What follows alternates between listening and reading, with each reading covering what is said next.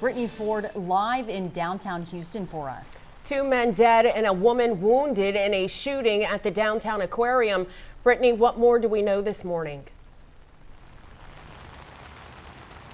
Well, Kim, good morning to you. Investigators at this point believe it may have been a murder-suicide. Now, this happened inside the aquarium's restaurant while families with their children were wrapping up their meals. It happened just around 8 p.m. last night. We have video to show you of what things looked like when that shooting occurred.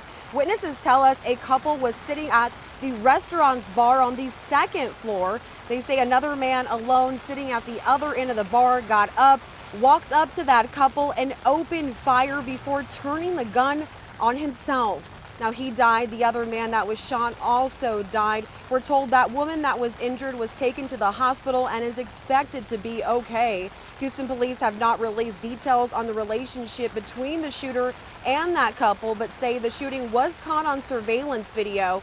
They say they're not looking for any other suspects at this time. But you think about a place like an aquarium with families and children running for cover. This is just terrifying, and we're happy to report that no one else was injured in this.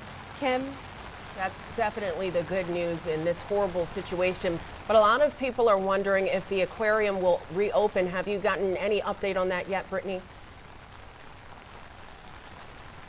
Kim, not yet. That is still the question we're looking to get answered here. Again, I have reached out to the PR company that owns the aquarium here and haven't heard back yet. But of course, we will get those updates to you as soon as they come in. Brittany Ford reporting live for us. Thank you for keeping us updated on this story.